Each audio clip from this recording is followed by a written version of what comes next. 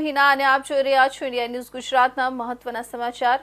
વાત કરીએ સાબરકાંઠાની। સાબરકાંઠા જિલ્લામાં મુખ્યત્વે રવિ સિઝન દરમિયાન ઘઉં, ચણા અને બટાકાનું વાવેતર કરવામાં આવતું હોય છે। જો કે છેલ્લા 2-3 વર્ષથી બટાકાના વાવેતર તરફ ખેડૂતો અગ્રેસર રહ્યા છે। ખેડૂતો દ્વારા ચાલુ વર્ષે 35,000 હેક્ટરમાં બટાકાનું વાવેતર કર્યું હતું।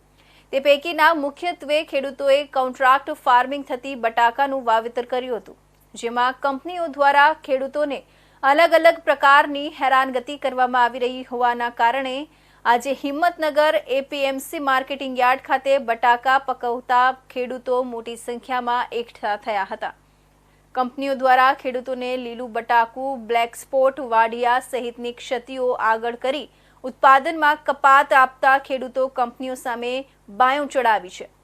અગાઉ પણ અનેકવાર રજૂઆતો કરવા છતાં પણ યોગ્ય નિર્ણય ન આવતા ખેડૂતોએ આજે એક મોટી બેઠકનું આયોજન કર્યું હતું, જેમાં આગામી સમયમાં પણ કંપનીઓ દ્વારા યોગ્ય નિર્ણય લેવામાં ન આવે તો અલગ અલગ દિશાઓમાં રજૂઆતો કરવા માટેનું નક્કી કરાવી છે।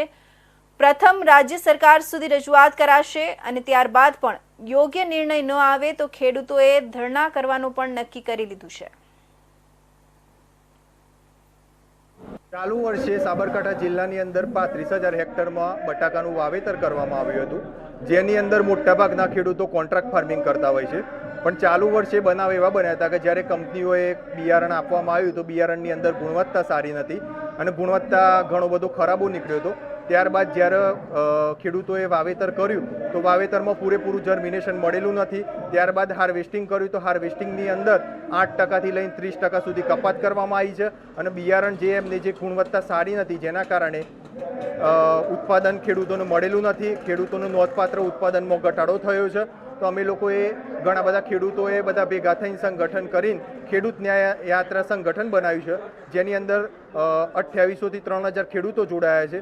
એ ખેડૂતોએ કલેક્ટર કચેરીમાં આવેદનપત્ર આપ્યું અને આવેદનપત્રમાં અમે એડિશનલ કલેક્ટરશ્રીને રજૂઆત કરી છે કે અમને જે ખરાબ બિયારણ આપવામાં આવે છે, અમારે જે 8%થી લઈને 30% કપાત કરવામાં આવી છે, એનો નિવેડો લાવવામાં આવે, અમને બિયારણ સારું આપવામાં આવે અને આવનારા દિવસોમાં જો અમને ન્યાય નહીં મળે તો અમે એના માટે ઉગ્ર આંદોલન કરશું। આજે તારીખ 10/4/2025ના રોજ ખેડૂત ન્યાય સંગઠનના હાથ નીચે સંગઠનના ગ્રુપ નીચે આજે મિટિંગનું આયોજન એપીએમસી માર્કેટ હિંમતનગરની અંદર, જેની અંદર ખૂબ મોટી સંખ્યાની અંદર ખેડૂતો જોડાયા છે અને પોતપોતાનો પ્રશ્ન રજૂ કરી રહ્યા છે।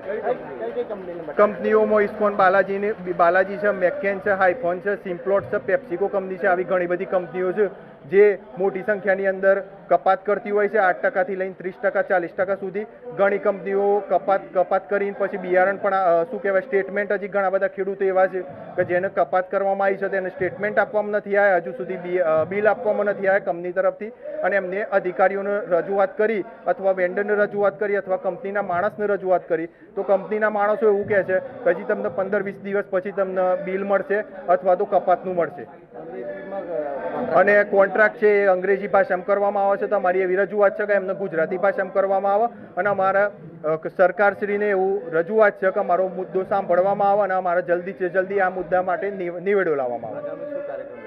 આગામી કાર્યક્રમમાં જો અમારું કંપની તરફથી અમારી જે માગણી છે કપાત બાબતની કે જે રેગ્યુલર કપાત છે એ 65 ગ્રામ પ્રમાણે લીલો બેગનું 65 ગ્રામ ઉપરનું જે નીકળતું હોય આપી દેવું અથવા તો જે બલ્ક જે હાઈવા પર આવતા હોય એમાં માટી કાપીને અમને આપી દેવું।